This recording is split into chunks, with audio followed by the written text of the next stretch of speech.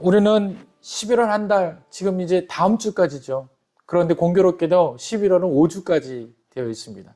그래서 실상은요, 이번 주까지가 진짜 11월의 감사에 대한 이 예배를 우리가 드리게 되는 겁니다.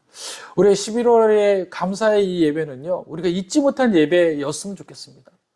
우리가 감사가 회복되어야 되고, 감사의 자리로 다시 돌아가게 되고, 또 그 감사리가 지속력이 있어야 됩니다. 꾸준한 감사, 그 지속력이 있는 감사는요, 하나님과 예수님과 동행하는 감사예요. 주님과 동행하면 그 동행하는 그 삶 가운데서 감사는 자연적으로 지속적으로 임하게 될 줄 믿습니다. 그런데 그 감사가 어느 때 그 감사가 나오냐면요, 우리가 목표를 향하여서, 다시 말하면 바라보는 관점이 예수로 향해야 돼요. 하나님께 향해야 되는 겁니다. 우리는 우리 자신을 향했을 때 전혀 감사할 수 있는 상황이 될 수 없을 겁니다. 왜냐하면요, 우리는 여전히 어렵고요, 그것이 회복된다고 하더라도 또 다른 감사를 채워야지만 우리가 그때 감사의 마음이 생길 수 있기 때문입니다. 그러나 우리의 시선이 하나님 앞에 나가고 또 예수님에게 향하면 날마다 우리의 감사는 지속력이 있고, 날마다 그 감사는 온전케 되어지는 역사도 임하게 될 줄 믿습니다. 또 그 감사가 지속적으로 계속 되어질 때 또 우리는 그 감사를 세워보게 되는 거예요. 내 안에 감사가 얼마나 있는가? 내 감사가 얼마나 있는가? 그 세워보라는 감사의 목적은 어떤 겁니까? 우리가 자칫 잘못하면 숫자를 세워진 것처럼 감사를 세려고 할 텐데, 내 안에서 어떤 일들이 감사의 조건들이 있었을까? 조건을 셀 수가 있을 수도 있어요. 그러나 하나님은 조건을 세는 감사를 원하시지 않습니다. 하나님은 그 조건 대신 그 안에 하나님의 함께 하심을 세기를 원하시는 거예요. 그래서 우리는 감사를 세워보라는 것은 처음에 시작할 때 내 조건, 나에게 어떤 일들이 이루어졌는가라는 것에서부터 시작될지 모르지만 점차적으로 그 감사는 하나님을 향하게 될 줄 믿습니다. 하나님이 얼만큼 나와 동행하시는가? 하나님이 나를 얼만큼 사랑하시며 또 하나님과 연합하시는 것을 기뻐하시는지를 알게 될 때 비로소 우리는 감사가 큰 열매가 맺게 될 줄 믿습니다. 그러고 난 다음에 오늘은요, 감사가 또 다른 열매로 확전되어지고 향하게 되는 것입니다. 어떤 확전을 이야기합니까? 어떤 열매를 이야기합니까? 감사가 날마다 되어지고 그 감사가 깊어지면 우리의 삶은 자연적으로 순종의 삶이 되어질 줄 믿습니다. 오늘은 우리는 감사가 열매 맺고 감사가 더 깊어지면 우리의 삶은 자동적으로 순종할 수 있는 삶으로 열매 맺어진다라는 은혜를 함께 나누기를 원합니다. 할렐루야. 그래서 오늘 고린도전서를 1장을 보면 그 감사가 순종의 열매로 향하는 모습들을 우리가 확인할 수 있습니다. 그 감사가 순종으로 향하는 것에는 반드시 통과해야 될 문이 있는데, 그것은 어떤 문이냐면 바로 은혜의 문이에요. 은혜의 문. 감사가 통과하는 문은 바로 은혜의 문입니다. 그 감사는 누가 감사할 수 있을까요? 은혜를 누린 자가 감사할 수 있는 거예요. 은혜를 누린 자, 은혜를 아는 자가 감사하게 될 줄 믿습니다.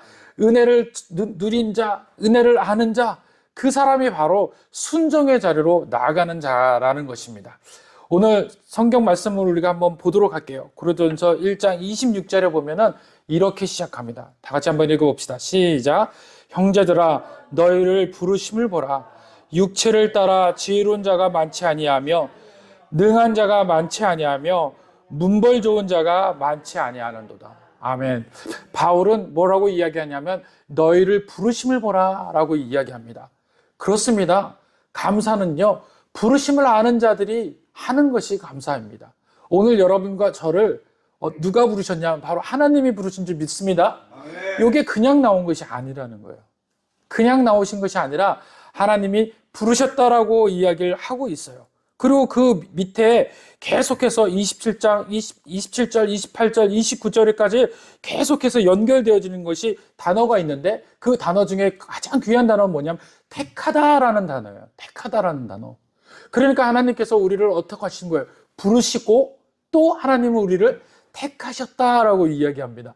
택하셨다라는 이 단어가 몇 번 등장하냐면 3번 반복해서 등장하는 거예요. 그러니까 그냥 택하신 것이 아니라 완전하게 택하셨다라고 말씀을 하시고 계신 줄 믿습니다. 오늘 저와 여러분은 그냥 그냥 하나님 것이 부르신 것이 아니라 택하셔서 이 자리에 놓으신 줄 믿으시길 바랍니다. 할렐루야. 그러면서 바울은 이렇게 이야기합니다. 고린도 교회에 있는 모든 사람들을 그냥 부르신 것이 아니라, 그냥 택하신 것이 아니라 하나님께서 부르시고 택하셨는데 그들의 삶이 온전한 삶이 아니었어요. 그러면 오늘 이 본문을 통해 가지고 우리가 고린도 교회를 잠깐 살펴볼 필요가 있습니다. 그래야지만 우리의 삶이 왜 하나님께서 택하시고 부르셨다라고 우리의 삶도 또 이 고린도 교회에 있는 성도들과 비슷한 삶일까라고 생각할 수도 있고 또 인정할 수도 있게 되는 거예요. 고린도 교회를 살펴볼 필요가 있습니다. 고린도 교회는요, 그리스에 위치한 그 지역에 있습니다. 이 고린도 교회는 바울을 통해서 가장 열매 맺고 큰 교회가 되어졌어요. 그도 그럴 것이 이 고린도라는 지역은 항구 지역이에요. 많은 배들이 오고 다니고 또 이곳은요, 많은 부유층들이 있었고요. 또 많은 사람들이 왕래할 수 있는 아주 최적의 위치에 속해 있던 자리입니다. 그러면서 어떤 것이 자연적으로 생겼냐면요, 이단, 다시 말하면 우상숭배가 자연적으로 형성됐던 곳이 바로 이곳이었어요. 그러니까 하나님을 믿는 사람들도 있었지만 그렇지 않고 우상숭배를 하는 사람들이 많은 곳이 모였던 곳이 이 고린도 교회였어요. 또 그럴 것이 이 고린도 교회는 또 로마의 지배령을 받는 그 지역이었습니다. 그러다 보니까 로마가 그 우상숭배를 참 많이 했던 그런 나라였거든요. 그래서 여러분들 보게 되면 로마의 신화라든지 그리스 신화라든지 이 신화에 등장하는 그 신들이 다 우상이었습니다. 그렇게 많은 그 우상을 섬겼던 지역이 이 고린도 교회였어요. 그리고 이 고린도 교회는 무엇을 좋아했냐면 지혜를 좋아했다라고 이야기합니다. 그 당시에 로마와 그리스 이 전 지역은요, 철학이 중심이 되었던 지역이었어요. 그래서 이 철학이 어떤 거냐면 그 위에서 봤더니만 세상의 지혜를 필요로 하는 것이 이 철학이었습니다. 세상의 지식이 가장 필요로 했던 지역이 이 고린도 지역이었어요. 그래서 이 지역은 언어도 헬라어를 썼습니다. 그리고 많은 사람들이 세상적 지혜로 많은 것을 이제 삼았던 지역이 이 고린도 지역이에요. 그러니까 첫 번째는 무슨 지역이었습니까? 우상숭배하는 지역이었고, 또 어떤 거예요? 두 번째는 세상의 지혜로 가득 채워진 곳이 이 고린도 지역이었다.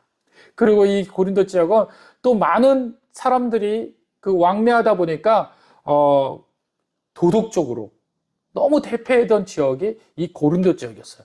그러니까 여러 가지로 합해서 이 고린도 지역은 물질적으로는 풍성했지만 또 영적으로나 여러 가지 사건으로 인해서는 악한 지역이었다라는 거예요. 죄가 풍성했었고 또 거기에서 하나님의 의로움들이 그곳에서 바울을 통해서 이제 형성되어져 가는 그런 그 지역이 바로 이 고린도 지역이었습니다. 그래서 바울은 그 고린도 지역을 1장에서 이렇게 이야기하는 것이에요. 18절에 보니까 십자가의 도가 멸망하는 자들에게 미련한 것이고 구원을 받는 우리들에게는 하나님의 능력이다라고 이야기를 할 정도였습니다. 그래서 많은 사람들이 그리스도인들을 뭐라고 이야기할 정도였냐면 미련하다라고 이야기한 거예요. 미련하다. 세상 이치와는 전혀 맞지 않다라는 거예요. 세상에서 원하는 방식대로 살아가는 사람이 아니다라는 거예요. 세상이 원하는 것은 뭐예요? 지식을 원하고 부유를 원하고 또 세상이 원하는 그 음란하고 태폐한 것들을 원하는데 그리스도인들은 그렇게 살지 않는 거예요. 정직하게 살려고 하고 또 의롭게 살려고 하고 또 하나님 말씀 가운데 믿음으로 살려고 하는 그 모습들을 가지고 있다는 것입니다. 그러니까 세상의 도와 완전히 반대의 위치에 서 있는 게 그리스도를 믿는 성도들이었다는 거예요. 그래서 그 많은 지역 그 가운데에서 그리스도인들은 늘 그들에게는 왕따 같은 존재였고 또 그들에게는 버림받은 존재였고 소외되는 존재 같은 존재였습니다. 그런데 그런 존재였던 그들에게 하나님께서 뭐라고 말씀하셨냐? 바울을 통해서 그들을 택하셨다, 부르셨다, 이렇게 이야기하는 것입니다. 우리가 세상에서는 지혜로운 자, 부유한 자, 뭔가 힘이 있는 자, 강한 자를 선택하는 그 기준이었다면 하나님은 그 반대였다라는 거예요. 부족한 자, 또 아무것도 없는 자, 또 권세도 없고 문벌도 좋지 않고 평범하고 소외된 자, 이들을 불러서 하나님 백성으로 삼고 있더라는 얘기입니다. 오늘 바울은요, 그 이야기를 통하여서 고린도 교회에 있는 성도들에게 감사의 조건을 세워주고 은혜의 그 조건을 알게 하며 또 그 모습으로 하나님 앞에 예배드리는 모습으로 인하여서 그들의 삶이 순종의 삶으로 변하게 된다는 것을 깨우쳐 주기를 원하시고 계시다라는 겁니다. 오늘 저와 여러분들도 마찬가지입니다. 우리가 세상에서는 좀 더 우리가 부유하지도 못하고 잘나지도 못하고 평범하고 뭔가 소외된 것 같이 보이지만 하나님은 저와 여러분을 불러서 또 택하셔서 이곳에 오셔서 하나님 백성으로 삼을 줄 믿으시길 바랍니다. 이것이 정말 중요하다는 거예요. 이 하나님이 부르시고 택하셨다는 것을 알게 된다면 우리는 저절로 감사에 대한 그 자리에 서게 되고 또 그 감사의 자리로 끝나는 것이 아니라 우리도 모르게 순종의 자리로 더 나아가게 될 줄 믿으시길 바랍니다. 그래서 오늘 이 순종의 자리로 나아가는 저와 여러분들에게 이 말씀이 얼마나 은혜되고 얼만큼 또 우리를 응원하는지를 주목하기를 원합니다. 오늘 본문에 보니까 21절에 보니까 하나님의 지혜에 있어서는 이 세상이 자기의 지혜로 하나님을 알지 못한다라고 이야기를 하고 있습니다. 자, 세상의 지혜로 하나님을 알 수 있다 없다 말한 거야? 알지 못한다라고 얘기해요. 그러면 세상의 지혜가 아닌 하나님의 지혜로 알게 되는 역사, 이것이 바로 하나님이 부르시고 택하심의 역사인 줄 믿으시기 바랍니다. 그것을 하나님은 뭐라고 이야기하냐면 다 같이 따라합시다. 은혜라고 얘기하는 거예요. 세상의 지혜는 은혜에 속하지 않아요. 세상의 지혜는 뭔가 많은 것을 알려고 하는데 그것을 통해서 하나님을 알 수가 없습니다. 오직 하나님을 알 수 있는 그 지혜는요, 은혜에서 시작된다는 거예요. 우리가 노력해서 얻을 수 있는 것이 아니라 하나님이 택하셔서 부르실 때 그 은혜를 통하여 하나님을 알게 될 줄 믿습니다. 그렇게 되어질 때 우리가 비로소 하나님의 누구신지, 하나님의 크신 은혜를 통해서 우리가 왜 선택받았는지를 알게 되며 깨닫게 되며 하나님께 감사하며 영광 돌릴 수 있는 거예요. 그 영광이 모여지는 것이 있는 자리에 하나님이 스스로 등장하게 되세요. 그것이 바로 하나님이 우리와 함께 동행하셔서 하나님이 살아계시다라고 스스로 증명하시게 되는 줄 믿으시기 바랍니다. 세상을 통해서 하나님 스스로 증명되지 않습니다. 누구를 통해서 증명돼요? 저와 여러분, 하나님이 택하시고 부르심을 받은 자들을 통해서 하나님이 증명되시는 거예요. 하나님이 드러나시는 거예요. 나타나시는 줄 믿으시길 바랍니다. 그래서 오늘 본문에서 바울은 두 부류를 이야기해요. 우리까지 이야기하면 세 부류인데 먼저 두 부류를 이야기를 먼저 말씀을 드리겠습니다. 22절에는 뭐라고 이야기하냐면 유대인들이다라고 이야기합니다. 그 유대인들은 무엇을 구한다라고 이야기하냐면 표적을 구한다라고 얘기하고 있어요. 여러분들 예수님이 표적을 행하셨을까요? 안 하셨을까요? 공생의 기간 동안 하셨어요. 표적을 행하셨어요. 기적을 행하셨어요. 많은 사람들에게 표적과 기적을 행했는데 왜 유대인들은 표적을 구한다라고 이야기하고 있을까요? 분명히 예수님이 표적을 행하셨으면 그 예수님의 행하신 그 표적을 믿고 따라야 되는데 그런데 따르지 않고 오히려 표적을 구한다라고 이야기하고 있습니다. 그럼 예수님의 표적과 유대인들의 표적이 틀렸을까요? 아닌 거예요. 같은 표적인데도 불구하고 같은 사건임에도 불구하고 그들은 하나님 앞에 은혜로 그것을 받아들이지 못하고 있어요. 여러분들 어떤 걸 이야기하고 있습니까? 다시 말하면요, 유대인들이 원하는 표적은 그 표적이 아니었던 거예요. 예수님이 표적을 행하신 표적들은 어떤 겁니까? 많은 자들을 병든 자를 구원해내시고 안질뱅이를 일으켜 내시고 눈먼 자를 눈을 뜨게 하시며 문든 병자를 치료케 하시며 또 죽었던 자를 회복시키시는 역사, 귀신 들린 자를 꺾는 역사, 그 모든 역사들이 어디에 있었어요? 바로 저와 여러분 같은 평범한 사람들 삶 가운데 있었던 거예요. 그 사람들을 회복시키시고 그 사람들을 또 하나님의 은혜 가운데서 불러내신 것인 줄 믿으시길 바랍니다. 다시 말하면 본질적인 죄들을 회복시키신 분이 바로 예수님인데 유대인들은 누구였냐면 자기가 의롭게 여기는 사람들, 자기가 믿음을 통해 가지고 형통하다라고 여긴 사람들, 다시 말하면 하나님의 은혜 가운데 자기는 너무 속해 있기 때문에 자기에게 필요한 게 없다라고 여기는 사람들이에요. 그래서 하나님 믿는 것이 고고하다라고 생각해지는 사람들, 그래서 자기 능력으로 인생을 살아가는 사람들, 그 사람들이 바로 유대인들이었습니다. 만약 오늘 저와 여러분들이 이 자리에 모이는 사람들이 내가 여전히 하나님의 능력 밖에 있거나 또 그 능력을 사모하지 않고 나의 능력으로 충분히 살 수 있는 사람이다라고 여겨진다면 우리는 영적으로 유대인에 속한 거예요. 내 자신의 잘난 맛으로 나의 능력으로 나의 인생을 살 수 있어. 그래서 더 하나님 필요하지 않아. 그리고 하나님 내게 보여주실 것은 내 능력이 더욱더 강대해질 수 있는 표적을 보여주세요. 그러니까 그때 그 당시에 그 유대인들은 누굽니까? 종교 지도자들, 정치 지도자들을 이야기하는 거예요. 그들이 필요로 했던 표적은요, 더욱더 자기의 있는 자리에서 더욱더 높아지기를 원하는 표적을 원했던 거예요. 그러니까 예수님께서 행하셨던 그 표적과는 전혀 맞지 않는 표적이었죠.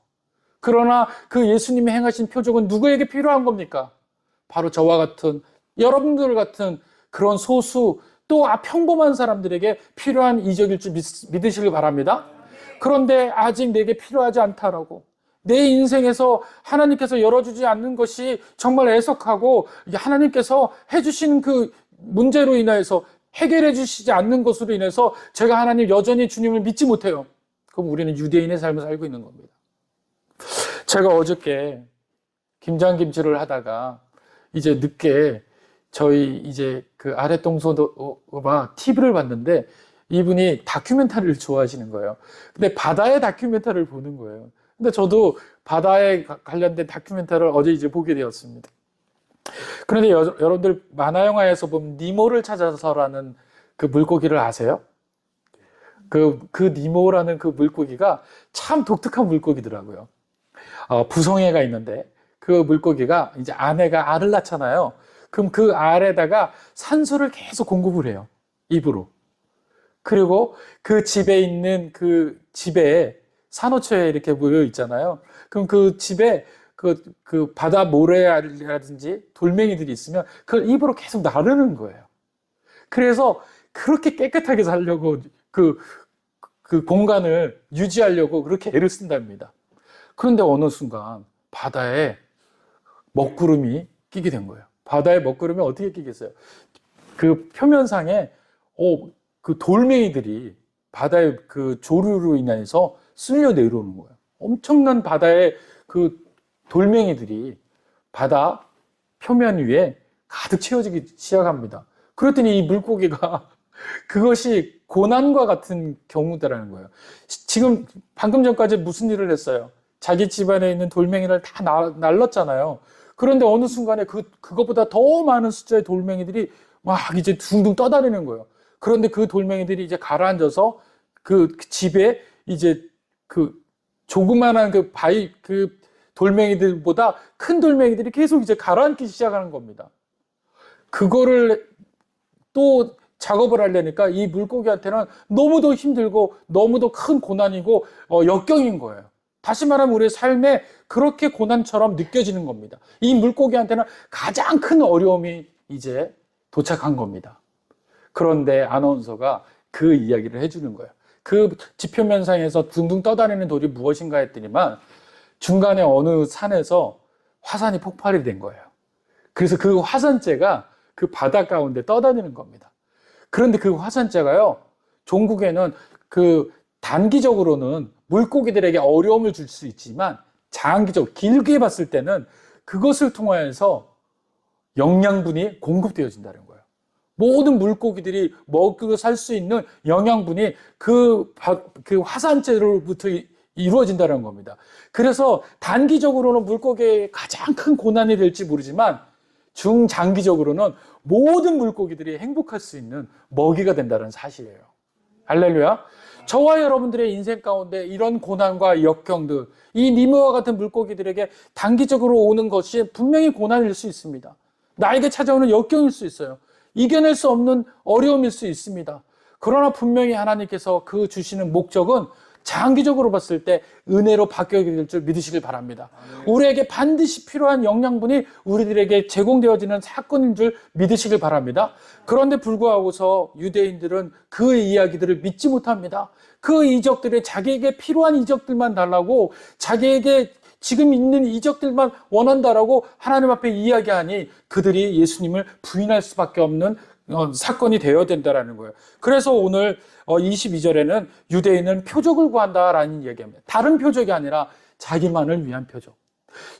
오늘 말씀을 들으면서 저와 여러분들은 나만을 위한 표적을 지금 구하고 있는지, 아니면 하나님이 주신 표적 가운데에서 은혜로 삼고 한 발자국 한 발자국 옮길 수 있는 믿음을 지금 쌓고 있는지를 기억해 보시길 바랍니다. 분명히 하나님께서는 우리를 단기적으로는 어려운 사건에 빠뜨릴 수 있지만 장기적으로는 우리를 구원하는 사건인 줄 믿으시길 바랍니다.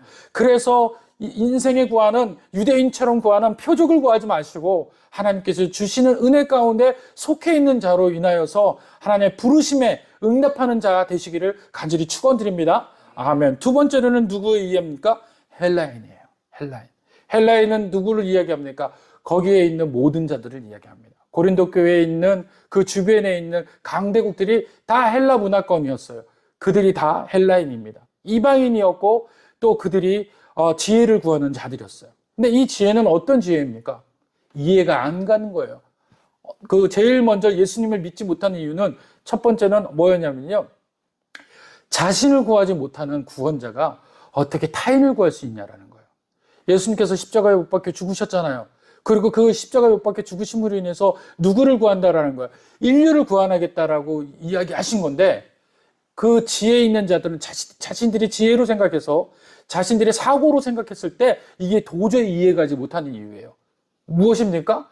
아니 많은 자가 자기도 구하고 타인도 구하면 되는데 어떻게 자기는 구하지 못하고 타인을 구할 수 있냐라는 거예요. 어떤 능력자가 자기는 구하지 못하는데 타인을 구할 수 있냐라는 거예요. 이해하지 못하는 겁니다. 세상의 지혜로 이해할 수 없다고 하나님께서 말씀하신 이유가 바로 여기에요. 도저히 인간적 생각으로는 이해할 수 없는 것이죠. 자기도 구원 못하는 자가 어떻게 타인을 구할 수 있습니까? 그러니 세상의 지혜로는 그것이 이해갈 수가 없는 거예요. 두 번째로는요. 그 당시에 십자가의 죽음은요. 가장 악행을 저지른 자들의 사형 선고였어요. 그런데 가장 악행을 저질렀다라고 여겨지는 그 십자가상에서 누가 죽으신 거예요? 예수님이 죽으신 거예요. 그러니 헬라 문화권에 있는 사람들은 이해가 안 가는 거예요. 어떻게 최악의 악행자가 십자가에 죽었던 자가 많은 영혼을 구원할 수 있냐라는 거예요. 어떻게 구원자가 될 수 있냐라는 거예요. 범죄자인데. 그러니까 믿을 수가 없는 거예요. 그렇게 믿을 수 없는 이유가 무엇 때문이라고요? 세상에 지혜가 있기 때문에 그렇다라는 겁니다. 만약 저와 여러분들이 이곳에 와서 하나님의 은혜 가운데 속하고 이 이야기가 들리지 않고 여전히 하나님의 이야기가 먼 이야기라고 이야기한다면 그것은 아직 우리의 시공간에 믿음의 눈이 또 믿음의 귀가 믿음의 생각이 아직 우리가 세상 가운데 놓여 있다라는 겁니다. 세상의 사고에 찌들어 있다라는 거예요. 그러나 말씀이 들음으로 인해서 그 모든 것이 깨어지고 열리게 될 줄 믿습니다. 그런데 여러분들이 오늘 그럼에도 불구하고 여러분들을 부르시고 택하셔서 이 자리에 놓으셨다라는 거예요. 그 두 부류 유대인은 어떤 거예요? 표적을 구하는 자, 자기만의 표적에 사무쳐 있는 자, 또 헬라인들은 세상의 지혜를 통해서 하나님을 알지 못하는 자. 그런데 그곳에 있지 아니하고 또 한 부류는 누굽니까? 미련한 자. 그 자를 하나님께서 오늘 이곳에서 불러 모으셨다는 것입니다. 할렐루야. 그래서 그들을 뭐라고 이야기하냐? 23절에 이렇게 얘기합니다. 그들을 다 우리라고 이야기하고 십자가에 못 박힌 그리스도를 전하니 유대인이나 꺼리끼는 것이요 이방인에는 미련한 것이론데 오직 부르심을 받은 자들에게는 유대인이나 헬라인이나 그리스도는 하나님의 뭐라고요? 능력이다. 할렐루야. 오늘 저와 그 모든 상황 가운데서 표적도 우리가 믿어지지 않고 세상의 기적도 세상의 사고로 우리가 주님을 생각하지 않고 그런데 불구하고 하나님을 뭐라고 불러요? 아버지라고 부르고 예수님을 뭐라고 불러요? 주님이라고 부르잖아요. 그렇게 아버지라고 부르고 주님이라고 부르고 믿어지는 저와 여러분들, 이건 누구의 능력이라고요? 하나님의 능력인 줄 믿으시길 바랍니다. 세상이 할 수 있는 방법이 아니라는 거예요. 여기서 하나님께서 능력이다라고 행하시는 것은 부르셨다라는 거예요. 그리고 택하셨다라는 겁니다. 할렐루야. 택하신 자들을, 부르신 자들은 하나님의 능력으로 하나님의 은혜를 알게 해주신다라는 거예요. 그것이 은혜예요. 우리가 노력을 하는 것이 아니라 우리가 방법을 찾아서 하는 것이 아니라 하나님의 오직 능력으로 우리를 자녀 삼으시고 부르시고 택하셔서 주님의 은혜로 알게 하셔서 일꾼 삼으신다라는 거예요. 할렐루야. 그것이 바로 은혜라는 거예요. 은혜. 우리에게서 나온 것이 아니라 전적 하나님의 크신 능력에서 나오는 사건, 이것이 은혜인 줄 믿으시길 바랍니다. 그래서 오늘 이곳에 나오신 거예요. 저와 여러분이. 그래서 그 은혜를 하나님께서 주셨습니다. 17세기에 바로크 음악의 선두주자, 그리고 음악의 아버지라고 하는 바흐가 있습니다. 바흐는요, 65세에 죽음을 맞이했어요. 그 죽음을 맞이할 동안 바흐가 작곡한 곡은 모두 1200곡입니다. 발견된 곡만. 아직 발견되지 않는 곡이 무수히 많아요. 그런데 바흐는 곡을 지을 때마다 늘 특별한 이유로 곡을 짓습니다. 그냥 다른 작곡가들은 영감에 의해서 곡을 적지만 바흐는 이 곡을 지을 때마다 그 목회자가 설교하듯이 이 곡을 전개를 해요. 그러니까 바흐의 곡은 그냥 일반적인 감정에 섞여서 곡이 완성되거나 그런 것이 아니라 음율과 여러 가지 은혜들이 있고 그 곡들에서 행해지는 모든 것이 설교와 같이 행해진다는 거예요. 그래서 그 곡을 들으면 한편의 설교를 들은 것처럼 곡이 해석되어지고 듣게 되어집니다. 그래서 바흐는요, 매번 곡을 지을 때마다 그렇게 한 곡 한 곡조에 설교를 짓듯이, 목회자가 설교를 만들듯이 완성해 나가듯이 그 곡을 짓게 됩니다. 그리고 또 희한하게 바흐는 첫 곡 시작할 때 먼저 곡의 그 오선지에다가 높은 음자율표를 적기 전에 먼저 그 곡 앞에다가 하는 일들이 있어요. 다른 분들은 그 곡들에게 빠르게 말이라든지 표현법을 쓰는데 바흐는 특별한 걸 씁니다. J라고 써요. J.J라고 씁니다. 그러고 난 다음에 곡을 마지막으로 완성했을 때는 S.D.G라고 씁니다. SDG라고 써요. 모든 곡이 다 그렇게 쓰인대요. 그래서 처음 쓸 때 J라고 쓰고 맨 곡을 완성하면 뭐라고 쓴다고요? SDG. 그래서 곡을 쓸 때는 뭐라고 하냐면요. 예수 유바라고 쓴대요. 그래서 그게 JJ예요. 라틴어로. 그래서 그 뜻이 뭐냐면 주 예수님 나를 도우소서. 예수여 나를 도우소서. 예수님 나를 도우소서. 그리고 한 곡 한 곡을 다 완성해 나가서 SDG라고 얘기하는 것은 뭐냐면 솔리데오 글로리아. 주님께 영광입니다. 주님 영광 받으소서. 이렇게 쓴다라는 거예요. 모든 곡을 그렇게 열심으로 지었을 때 자기에게 영광 돌리지 않고 자기가 썼다라고 얘기하지 않습니다. 모든 곡을 시작할 때 어떻게 합니까? 주님, 저를 도와주세요. 주님, 영광을 주세요. 주님, 이 모든 것이 주님의 흔적으로 남게 해주세요. 주님께서 이 곡을 통해서 많은 영혼들을 구원해 주세요. 그래서 주님의 영광이 이 곡에 실리기를 원합니다. 그러면서 그 곡을 쓰는 거예요. 그래서 맨 앞에 J라는 것을 씁니다. 주님, 저를 도와주십시오. 예수님, 저를 도와주세요. 이렇게 쓰는 거예요. 그리고 곡을 다 완성했을 때는 주님께 영광입니다. 주님께서 하셨습니다. 라고 하게 되는 것입니다. 자기의 인생의 모든 곡, 한 곡 한 곡, 그 모든 곡을 주님 도우셨습니다. 라고 시작해서 그 곡에 마칠 때는 주님 영광 받아 주시옵소서. 여러분들, 저와 여러분들의 인생이 이제 만약에 주님께서 말씀하신 것이 택하시고 부르셨다라는 걸 알게 된다면 이제 여러분들 인생의 앞에는 JJ가 시작되어야 된다라는 것입니다. 주님 도와주십시오.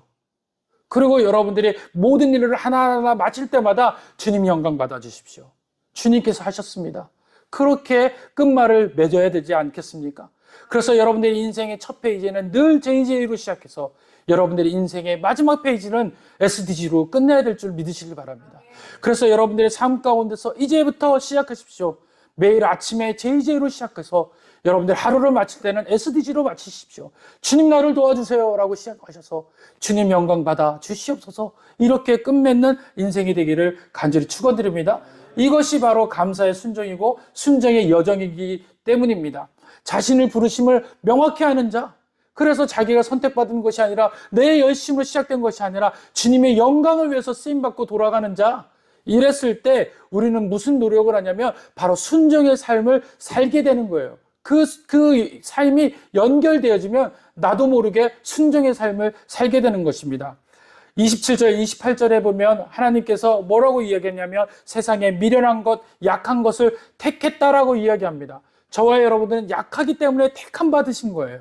강하기 때문에 택함 받았다면 하나님 우리 부르시지 않았습니다.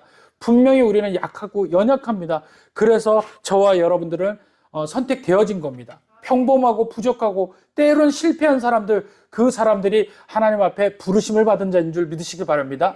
하나님을 두려움 많았던 아브라함은 하나님을 부르심을 받고서 그가 하나님의 은혜 가운데 이름이 바뀌는 자가 되었습니다. 야곱도 마찬가지였습니다. 야곱은 나올 때 뒤꿈치를 잡는 자, 사기치는 자의 이름이었습니다. 그런데 그의 이름이 하나님을 만나고 난 다음에 무슨 이름으로 바뀝니까? 이스라엘로 바뀌어요. 이스라엘로 바뀌는 자가 되었습니다. 다윗도 마찬가지였죠. 그 가족 중에서 가장 막내였지만 그 막내였던 그가 왕이 되었습니다. 그리고 마리아 역시도 여리고 여린 처녀였고 여자였습니다. 그러나 그가 인류의 정말 그리스도라는 크신 은혜를 가지고 있는 하나님의 자녀로 택함을 받게 되었다는 겁니다. 내가 강해서 강한 것이 아니라 하나님의 선택 가운데 가능했던 일들인 줄 믿으시길 바랍니다. 그렇기 때문에 순종이라는 것은 기꺼이 하나님의 은혜를 통하여서 받은 자들이 마음으로써 하나님 앞에 정성으로 자의적으로 삶을 살아가는 것이 바로 기쁨인 거예요. 그리고 그것이 바로 순종이다라고 이야기하는 것입니다. 억지로 끌려가는 복종이 아니라 내 마음속에서 기꺼이 드러나는 하나님 앞에 드려지는 마음, 그것이 바로 순종인 줄 믿으시기 바랍니다. 순종은 부담이 아니라 은혜를 아는 자의 자연스러운 반응입니다. 그래서 때로는 택함받은 사람으로서의 순종의 자리가 가장 빛나는 자리가 될 수 있는 것입니다. 저와 여러분들이 하나님을 선택하고 부르셨다는 것을 알게 될 때, 그것이 연속으로 이어질 때 우리는 나도 모르게 순종의 자리로 열매 맺게 될 줄 믿습니다. 29절 마지막 절에 이렇게 이야기합니다. 다 같이 한번 읽어보겠습니다. 시작. 이는 아무 육체도 하나님 앞에서 자라나지 못하게 하려 하시니. 왜 하나님께서 이렇게 이야기하죠? 바울은 형제들아 너희를 부르심을 보라. 육체를 따라 지혜로운 자가 많지 않다. 능한 자가 많지 않다. 문벌 좋은 자가 많지 않다. 육체를 따라가는 사람들 중에서 소수라는 거예요. 그러고 난 다음에 이렇게 얘기합니다. 그러나 하나님께서 세상에 미련한 것들을 택하고 지혜 있는 자들을 부끄럽게 하려 하시고 세상에 약한 것을 택하사 강한 것들을 부끄럽게 하려 하시고 하나님께서 세상에 천한 것들을 멸시받는 것들을 없는 것들을 택하사 있는 것들을 폐하려 하신다 라고 이야기하시는 겁니다. 저와 여러분들이 선택한 이유가 무엇일까요? 왜 약한 자를 선택할까요? 왜 순종하는 자리로 이끌어내실까요? 그 이유가 바로 29절에 있는 겁니다. 아무 육체도 자라가지 못하게 하려 하시는 거예요. 오직 누가 높아지시기를 원하시는 거예요? 하나님이 높아지실 믿습니다. 저와 여러분들이 선택하고 왜 저와 여러분의 능력으로 하나님의 은혜를 주셔서 하나님이 왜 여러분들을 살게 하시며 또 여러분들이 반드시 이기게 하실까요? 그곳에 하나님의 능력이 거하심을 드러내시기 위함을 믿습니다. 그래서 여러분들 고난과 역경, 어려움들이 처했습니까? 이제 기대하세요. 왜 기대하십니까? 하나님의 사건은 그것을 통해서 하나님의 영광 받으시기 위하시면 여러분들을 반드시 어떻게 해야 돼요? 성공시키셔야 돼요. 반드시 회복시키셔야 돼요. 그럴 때 우리는 어느 때 회복이 되어야 되냐는 거예요. 감사가 생활화되어 있고 또 은혜가 알게 되어지며 순종의 자리로 나아가는 자가 그렇게 되는 거예요. 아무나 순종의 자리가 나아갈 수가 없어요. 내가 받은 은혜가 크다라는 것을 깨닫는 자가 순종의 자리로 나가게 돼요. 그렇게 되면 어떤 겁니까? 어렵고 고난과 인생의 그런 그 굴곡이 있는 것도 이해하게 돼요. 아까 처음에 니모의 그 물고기처럼 순간으로 다가오는 그 어려움들은 어려울지 모르지만 장기적으로는 그것이 어떤 거예요? 나를 위한 하나님의 큰 축복이다라는 걸 알게 되는 겁니다. 자연 세계에서도 하나님의 축복이 이렇게 과할진데 우리를 향한 하나님의 사랑은 얼마나 과하겠습니까? 하나님이 창조하시고 세우신 저와 여러분, 오늘 우리의 인생 가운데서 모든 곳에서 JJ로 시작해서 SDG로 끝난다면 분명히 여러분과 저의 삶 가운데 하나님의 은혜 가운데 살게 되어지며 또 은혜 가운데서 하나님 앞에 순종하며 감사로 열매 맺는 자가 되어질 줄 믿습니다. 그래서 오늘 돌아가시면 이제 저와 여러분들의 삶은 바뀌어야 합니다. 인생의 시작점을 JJ로 시작해서 인생의 끝마침을 SDG로 바꾸는 예수여 나를 도와주소서, 하나님 영광받아 주시옵소서, 바뀌게 된 저와 여러분 되길 간절히 축원드립니다. 기도하겠습니다.